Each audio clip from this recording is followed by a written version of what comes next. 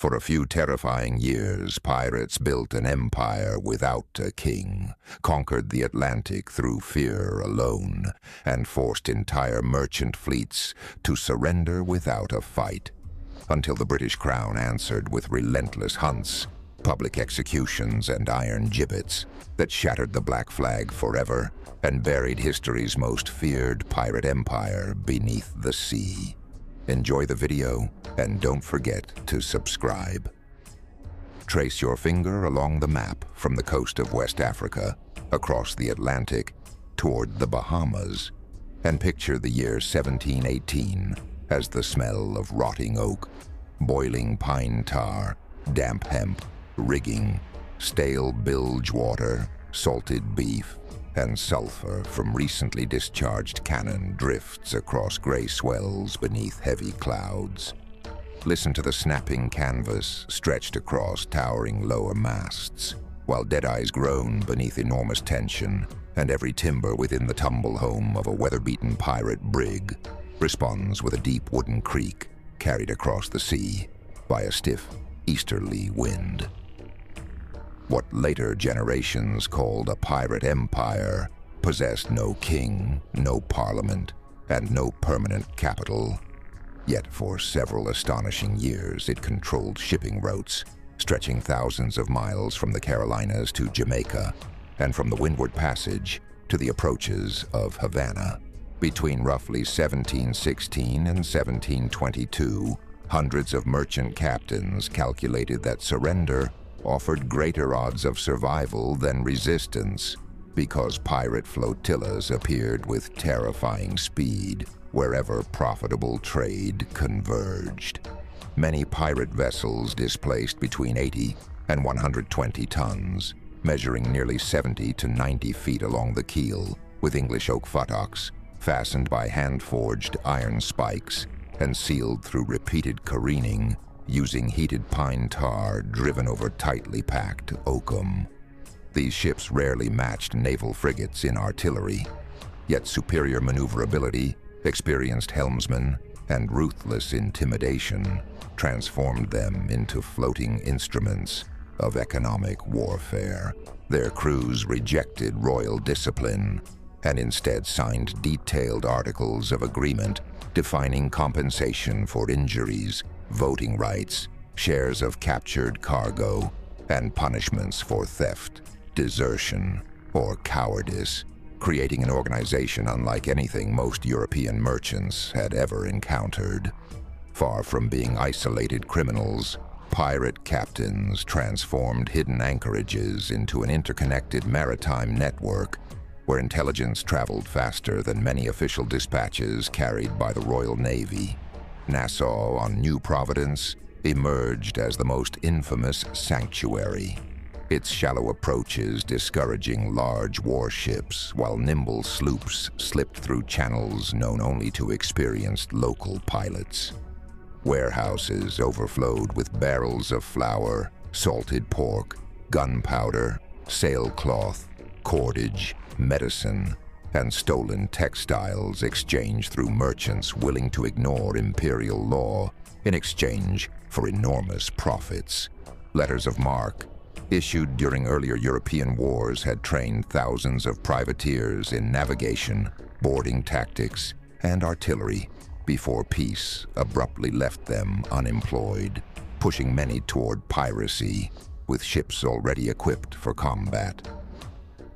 A typical pirate broadside relied upon cast bronze or iron cannon, ranging from 4 to 9 pounds, loaded with carefully measured black powder composed of approximately 75% saltpeter, 15% charcoal, and 10% sulfur.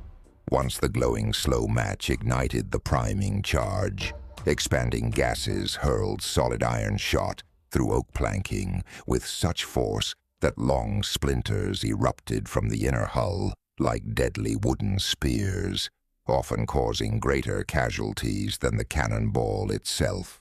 Experienced gunners timed each discharge to the precise roll of the vessel, reducing recoil by securing every carriage with heavy breaching ropes woven from thick hemp. While frightened merchant crews struggled to reload under smoke and confusion, pirate boarders prepared pistols, cutlasses, boarding axes, and iron hooks, waiting for grappling lines to pull both hulls together until the distance between life and death measured only a few feet.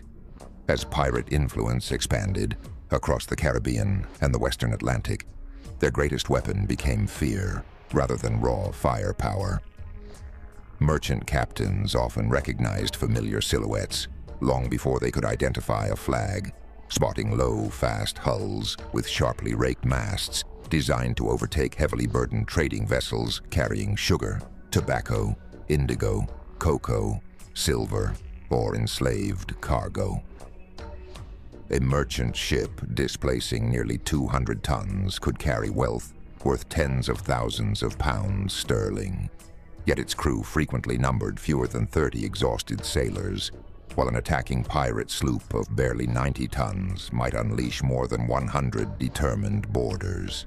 The pirates deliberately maintained weathered appearances, blackened clothing, multiple pistols tucked into broad leather belts, and smoldering slow matches woven into hats to create the illusion of supernatural figures emerging through drifting cannon smoke.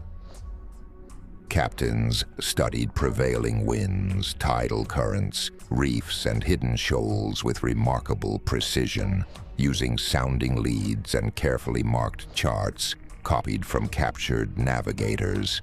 Every successful capture strengthened the growing pirate network by providing fresh provisions, stronger rigging, replacement spars, navigational instruments, and skilled prisoners who often accepted recruitment rather than imprisonment. Ships required relentless maintenance, from replacing cracked futtocks and reinforcing weakened knees to driving fresh oakum into open seams before sealing them beneath layers of boiling pine tar during another laborious careening. Without constant repairs, tropical shipworms bored through submerged planking, salt water penetrated weakened joints, and structural strength rapidly declined. Pirate survival depended not only upon violence, but also upon practical seamanship, disciplined sail handling, efficient cooperation, and an intimate understanding of the Atlantic that rivaled many officers serving in the world's greatest navies. The growing pirate empire eventually threatened far more than individual merchant ships. Insurance costs soared across London, Bristol, and Amsterdam as entire convoys demanded naval escorts before crossing the Atlantic. Colonial governors reported abandoned trade routes, ruined plantations awaiting supplies, and frightened crews refusing to sail through waters where pirate lookouts watched from hidden coves. The British Crown answered by expanding naval patrols, offering royal pardons to those willing to surrender, and dispatching experienced captains to hunt pirate strongholds. Warships carrying 20 to 40 guns systematically destroyed hidden bases, seized supply vessels, and captured leaders whose executions were intended to shatter the myth that piracy could survive forever. Yet even as the noose tightened, many pirate captains refused to surrender, believing the open sea still offered one final chance at freedom. The final collapse came between 1719 and 1722 as coordinated naval campaigns, improved intelligence, and relentless pursuit dismantled the network that had once dominated the Atlantic. Pirate sloops were intercepted before reaching friendly anchorages, stolen cargoes were recovered, and informants revealed secret harbors previously hidden behind reefs and mangrove swamps. Captured crews faced trials under Admiralty law, where convictions were swift and punishments deliberately public. At Execution Dock on the Thames, Condemned pirates were hanged before crowds, and many bodies were later suspended inside iron gibbets along the river, so every passing sailor could witness the fate awaiting those who challenged the authority of the crown.